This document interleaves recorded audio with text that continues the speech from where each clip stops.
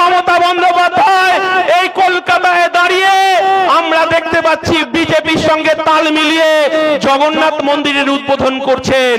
বলেছি যে বিজেপি তার সংখ্যাগরিষ্ঠতা খাটিয়ে তৃণমূলের সহযোগিতা নিয়ে পার্লামেন্টে, লোকসভায়, রাজ্যসভায় ওয়াকফ সংশোধনী বিল পাশ করিয়ে নিয়েছে। আর আমার দলের একমাত্র বিধায়ক বলেছে আমরা এক বুক রক্ত দেব, আমরা সংশোধনী বিল আটকাবো। আমরা সুপ্রিম কোর্টে গিয়েছি। আর মমতা বন্দ্যোপাধ্যায় এই কলকাতায় দাঁড়িয়ে আমরা দেখতে পাচ্ছি বিজেপির সঙ্গে তাল মিলিয়ে জগন্নাথ মন্দিরের উদ্বোধন করছেন। এটাই হচ্ছে পার্থক্য। একটা সরকার মন্দির মসজিদ নিয়ে রাজনীতি করবে, তার কোষাগারের টাকা হিন্দু, মুসলমান, খ্রিস্টান, জৈন তাদের করের টাকায় মন্দির মসজিদ নির্মাণ করবে। আর আমার বেকার যুবকরা রাস্তায় বাতি হাতে ঘুরবে। আর 26,000 বেকারের চাকরি চলে গেল, তারা রাস্তায় তাদেরকে জুতো পেটা করছে এই সরকার। আমরা থাকবো কোথায়? লজ্জায় মাথা হেট হয়ে যাচ্ছে, আমাদের দেয়ালে পিঠ থেকে গেছে। তাই আজকের সভা থেকে আমাদের শপথ নিতে হবে, আমরা এক বুক রক্ত দিতে প্রস্তুত আছি। নওশাদ তুমি এগিয়ে চলো, আমরা সুপ্রিম কোর্টে বুঝে নেব এই সংশোধনী বিল কিভাবে আটকাতে হয়। চেয়ারম্যানকে বসিয়ে রেখে বেশি কথা বলা ঠিক নয়। তাই আপনাদেরকে বলছি, আগামী লড়াইয়ের জন্য প্রস্তুত হন। শুধু তৃণমূল নেতাদেরকে বলবো, শাহজাহান শেখের পক্ষে মমতা বন্দ্যোপাধ্যায় আর নেই। তাই যারা এখানে ফুটোমস্তানি করছেন তৃণমূল কংগ্রেসের, কান খুলে শুনে রাখুন, আপনাদেরকেও জেল অপেক্ষা করছে বসিরহাটে। তৃণমূল পার্টিও আপনার পক্ষে থাকবে না।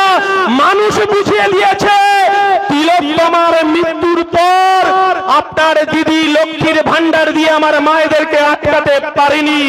মমতা বন্দ্যোপাধ্যায় ভেবেছিলেন 1000 টাকা দিয়ে লক্ষ্মীর ভান্ডারে আমার মায়েদেরকে আটকাবেন, কিন্তু আমার মায়ের রাজকন্যা, আমার বাবার রাজকন্যা, আমার বোনকে যখন আর্জি করে একটা সরকারি জায়গায় হাসপাতালে যখন তাকে কামড়ে তাকে তার শরীরটাকে তছনছ করে তাকে খুন করলো, তার বিচার দিতে পারেনি মমতা বন্দ্যোপাধ্যায়।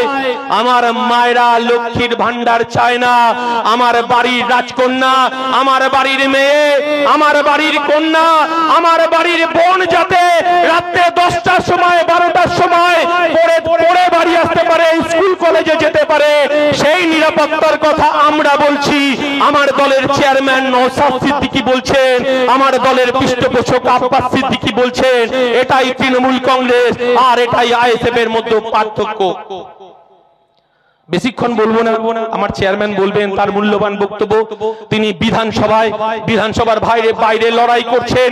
সুদূর দিল্লিতে গিয়ে সুপ্রিম কোর্টে দাঁড়িয়ে তিনি গরিব খেটে খাওয়া শ্রমজীবী মানুষের অধিকার রক্ষার লড়াই করছে। আমরা তাদের সঙ্গে আছি, আগামী দিনেও আমরা তাদের সঙ্গে থাকবো। এই লড়াই জারি থাকবে। সবাই ভালো থাকবেন, সুস্থ থাকবেন। তৃণমূল বিজেপির বিরুদ্ধে চোখে চোখ রেখে লড়াই হবে। শুধু একটা কথাই বলবো, বিজেপি যে জুতোয় পা গলিয়ে রাম মন্দির নির্মাণ করেছিল, ভারতবর্ষের মানুষ দুগালে থাপ্পড় মেরে বুঝিয়ে দিয়েছে এই ভারতবর্ষ হিন্দু, মুসলমান, খ্রিস্ট, জৈন। যে কথাটা আমার আব্বাস সিদ্দিকী পৃষ্ঠপোষক বলছেন, নানা ভাষা, নানা মত, নানা পরিধান, বিবিধের মাঝে দেখো মিলন মহান। মোরা এক বৃন্তে দুইটি কুসুম, হিন্দু মুসলমান, মুসলিম তার নয়নমণি, হিন্দু তাহার প্রাণ। আমার পার্টি বলতে চাইছে যে আমার হিন্দু মায়েরা, আমার হিন্দু ভাইরা তারা মন্দিরে গিয়ে নিরাপদে ঘন্টা বাজিয়ে পুজো করবে। আমার মুসলমান ভাইরা মাথায় টুপি পরে মসজিদে নামাজ পড়বে। আর আমার মতুয়া ভাইরা ডঙ্কা বাজিয়ে হরিচাঁদ গুরুচাঁদের পুজো করবে। আর আমার খ্রিস্টান ভাইরা গির্জায় গিয়ে প্রার্থনা করবে। আর এই বিজেপির লুটেরা ধর্মস্থানের জমিতে হাত বাড়িয়েছে, এ জিনিস আমরা মেনে নেব না। আর শুভেন্দু অধিকারী যে কথা বলছে, শুভেন্দু অধিকারীকে উত্তর দিতে হবে, পাকিস্তানের পতাকা পেল কোথায় শুভেন্দু অধিকারী? এই হিসাব বসিরহাটের মানুষকে নিতে হবে। বেশি কথা বলবো না।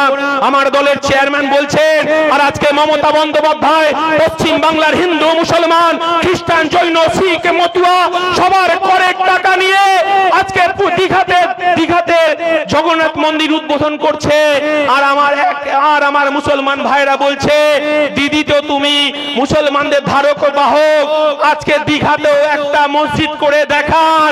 আর আমার মতুয়া ভাইরা আওয়াজ তুলেছে, আমরাও দীঘায় যাই, আমাদেরকে ওখানে হরিচাঁদ গুরুচাঁদের একটা মন্দির করে দিতে হবে। আমরা কি এই বাংলা দেখতে চাই, নাকি আমার ঘরের ছেলে মেয়ের কাজ হোক, আমার রেশনের মালপত্রটা ঠিকঠাক পাই, স্বাস্থ্য ব্যবস্থাটা ঠিক হোক, স্কুলগুলো ঠিক হোক, প্রাইমারি টিচার্স মাদ্রাসাগুলো ঠিক হোক?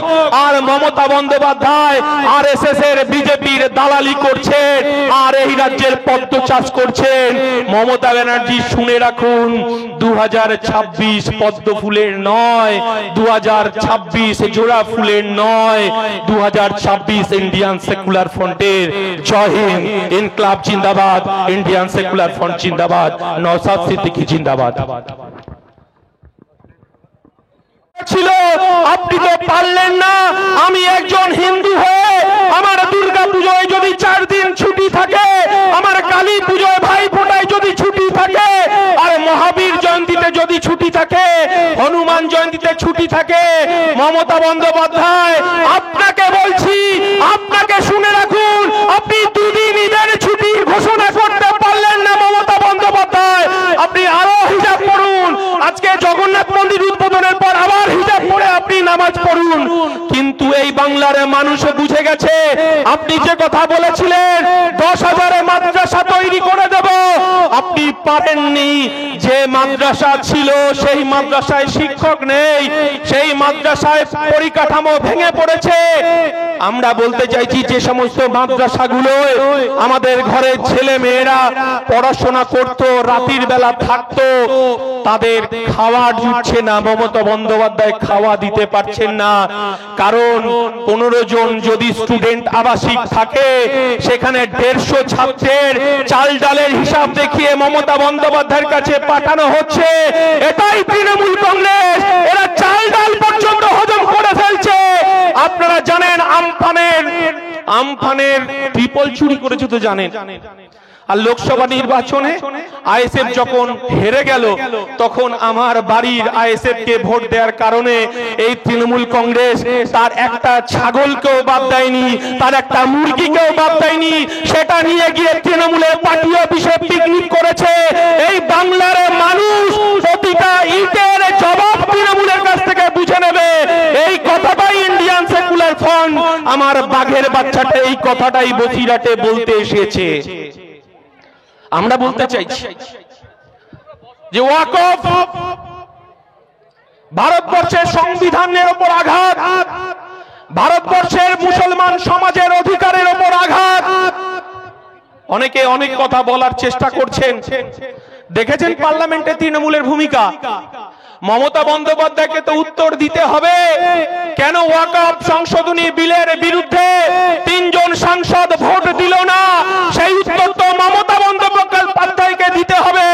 আর যখন ওয়াকফ সংশোধনী বিল নিয়ে আমরা সভা করছি, মমতা পুলিশ মন্ত্রী, তার পুলিশ বলছে সভা করা যাবে না, দিল্লিতে গিয়ে আপনাকে সভা করতে হবে। তৃণমূলের নেতারা শুনে যান, লোকসভা উপনির্বাচন হবে, ভোটটাও আপনারা দিল্লিতে চাইতে যাবে, এই বসিরহাটের মানুষের কাছে আসবেন না। এই কথাটা আপনাদেরকে আমরা বলে যেতে চাই। লড়াইটা আমাদের দেয়ালে পিঠ থেকে গেছে, কারণ আদিবাসী মানুষদের, আদিবাসীদের জল জমি জঙ্গলের অধিকার এই বিজেপি সরকার কেড়ে নিয়েছে। আর আমার দেউচা পাছামির জল জমি জঙ্গলের অধিকার মমতা বন্দ্যোপাধ্যায় কেড়ে নিয়েছে, আম্বানি আদানিদেরকে পুষ্ট করতে চাইছে।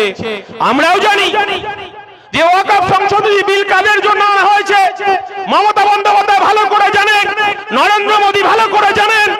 এই দেশের আদানি আম্বানিদের হাতকে শক্ত করার জন্য এই বিল আনা হয়েছে। আর মমতা বন্দ্যোপাধ্যায় 3 জন সাংসদ এই বিলের বিরুদ্ধে ভোট দিলেন না।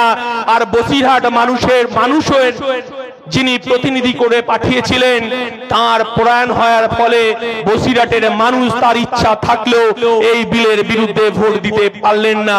আমরা গভীর সংকটে। এই বিজেপি জল জমি জঙ্গলের অধিকার কেড়েছে, এরপরে ওয়াকফের ওপর হাত দিয়েছে, এরপর আমাদের হিন্দুদের দেবত্বর সম্পত্তির ওপর হাত দেবে। কারণ আমার দেশের হিন্দুদের সবথেকে ধনী দেবতা আমরা জানি তিরুপতি তিরুবালার, তার ভান্ডারেও হাত বাড়িয়ে দিয়েছে অলরেডি। আমরা জানি এই বিজেপি লুটেরার সরকার।